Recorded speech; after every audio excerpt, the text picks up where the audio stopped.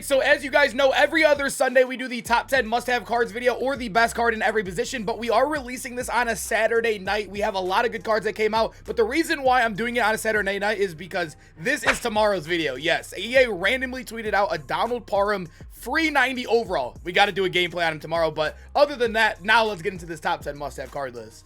If you were looking for cheap, fast Madden coins to build that God Squad you always wanted, head over to my sponsor, EasyMut, and use code CHEW for 5% off your order. The link is in the description. Start off the list at number 10. I do have Avante Maddox, and this is one of the weirdest cards in the game, I will say. Right now, if you guys play Madden Ultimate Team, you know corners are one of the worst positions in the game. We have two corners above 90 speed. It is obviously one guy that's later on this list and our guy Avante Maddox right here. Just for example, we have I think 4 or 5 wide receivers now with 90 plus speed. We have a tight end with 90 plus speed. We have multiple quarterbacks with 89 to 91 speed right there in the game.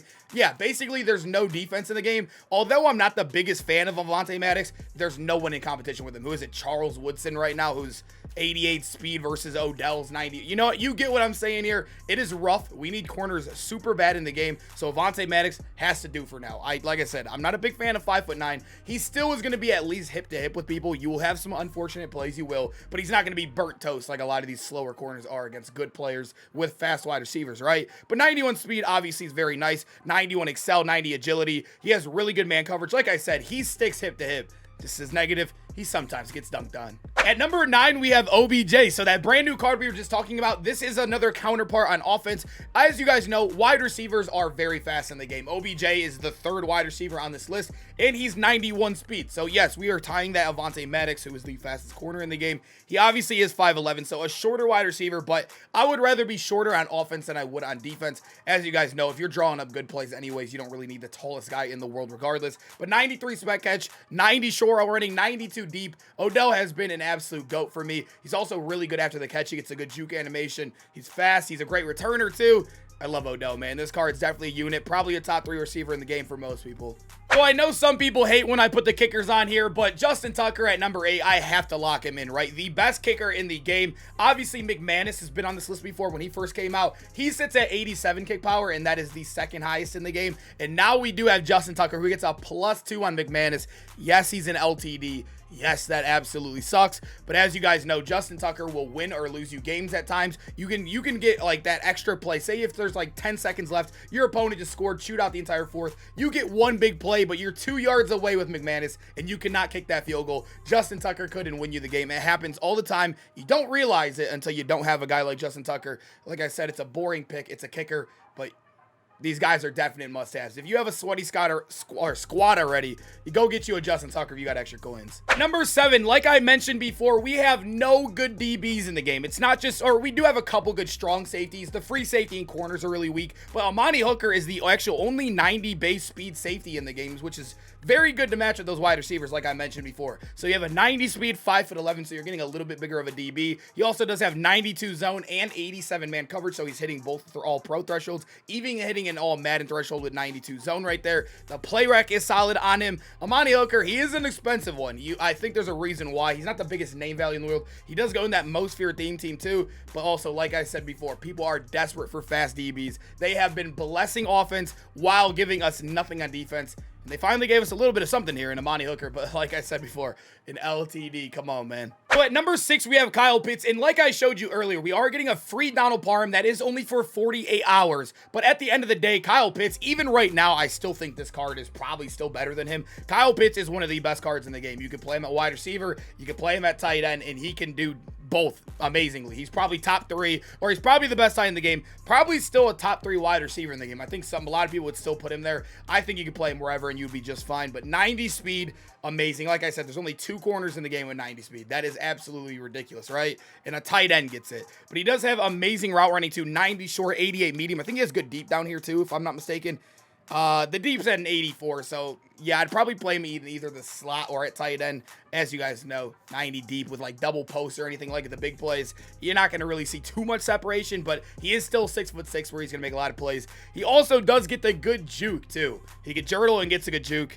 I mean, yeah, it's no question. He's tight end 1. There's no question at all. At number 5, we got to talk about Joe Montana, right? Joe Montana, as the more and more he has been out, the more we have noticed how good he is and how broken Hot Row Master for 3 AP is. As you guys know, every apprentice in the game is 2 AP.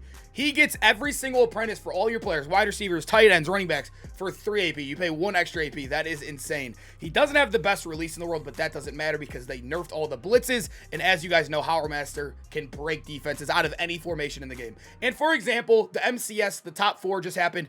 All 4 of them had Joe Montana. The tournament right now, as I'm recording this, they are all playing ladders. Everybody has Joe Montana. Every competitive player has Joe Montana. You're not seeing no Josh Allens. Maybe you'll see like 1 or 2 Lucks. There's no Josh Allens, no Geno Smiths, no Justin Fields. It's 95, 90, maybe even like 98% Joe Montana's. He's the best quarterback in the game until we get another Hot Route Master or maybe a Lamar with the Andrew Luck release. Maybe that. I don't know. But Joe Montana right now, quarterback 1. It's not even up for discussion at this point. It's too obvious.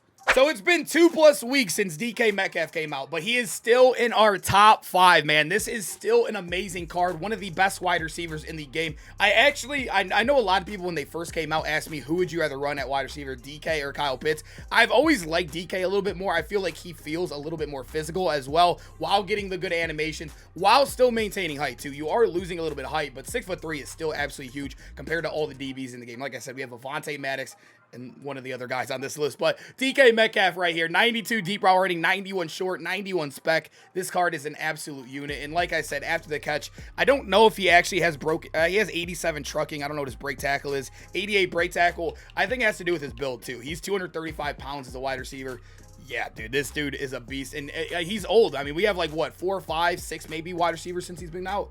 He's still one of the best, dude. And at number 3, we have RB1 in the game. They brought Adrian Peterson back. We recorded that gameplay earlier this morning. We got to use him on stream all day. He actually sat around. He's got like under 900K now, which is nice to see. But yeah, this card is absolutely ridiculous. A free X Factor. It is 0 AP, and it is so easy to turn on. It's not like the unstoppable ones where it's a little bit annoying to turn on, like some of the Josh Allen ones, or I don't know, the DK ones, where they're just like, man, it feels like a chore, right? All you have to do is run 6 times. Run 6 times for 1 yard, not consecutive, just 6 yards or 6 rushes of 1+ yards, and you get evasive on, and then you can get like human joystick if you want it. You can get the backfield master out here as if you wanted as well, or not backfield master, running back apprentice if you really wanted. But 91 speed, he's the fastest running back in the game. He has a great body as well, 6'1", 220 pounds, so he's gonna break tackles, fall forward, and also be able to catch a lot of high balls out the backfield as well. As you guys know, 70 catching is not bad because gift wrapped is really good on offense. It turns your 70 catching into what feels like a 99 out there with all your positions, honestly. The one thing I will say, he does have low catching or low carrying for his overall. He did not fumble for me today. I played over like 10 games on stream today, I would say, combined with the gameplay this morning. No fumble yet. I don't know, man. I think AP's running back 1. He's a little expensive, but he's worth it, boys. He's worth it. So at number 2, we do have Jamar Chase, and I do feel like he is one of the better wide receivers in the game. I would not mind it if you switched him, DK, or Odell around. I really don't think it's a big deal. You need 3 of them out there on your team anyways, so you can go with whatever way you want. But Jamar Chase, I would say, is probably the best all around, right? You're getting a 91 speed guy, so he's a little bit faster than DK, and he's also taller than Odell right there. I know it's not the biggest height difference in the world, but he also does come with great route running as well. 90 short, he has 88 medium and 90 deep, and you'll notice the spec catch at 92. The one thing that is a little annoying is the 82 catch of traffic, but as you guys know, gift wrapped, like I said, I don't know what it is with gift wrap, but it makes it feel like all your players have built-in deep out elite. Jamar is an absolute stud in the game. You don't need no abilities on him. Just run gift wrapped on your quarterback, and this card is an absolute goon out there. Definitely a top 3 receiver, no question. You can put him at 1, 2, 3. I wouldn't mind where you put him. Gotta lock him in there, though. And at number 1, we do have Darrelle Revis, although I'm going to tell you guys right now, I don't think there's any card in the game that's by far the best, so I really think you can switch out any of these guys in this top 10 right here. There's no, like, by far guy, like how last year we had, like, John Elway or whatnot, but Darrelle Revis, I will say, I think having a good corner holds a lot of weight in this game, because, like how I said earlier, there is no good DBs in this game. There are absolutely none besides, like, the user caliber players, and maybe you could put, like, Isaiah Palomalo up top or whatnot, but the free safeties and corners being so bad, I think I have to rate Darrelle Revis a lot higher in this list. He has 90 speed, he gets 92 man coverage and 90 zone.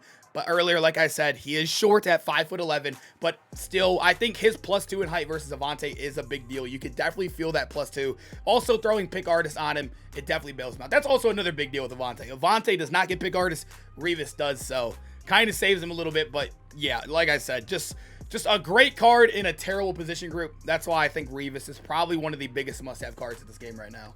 Boys, I hope you guys enjoyed the video. We'll have that Donald Parham gameplay out tomorrow morning for you guys. Make sure you guys check that out. And also comment down below, how many cards from this top 10 must-have list do you have on your squad? And I hope to see you guys in tomorrow's video, man. Hope you guys have a great rest of your weekend. And yeah, go Browns tomorrow, boys. See you there. Peace out, boys.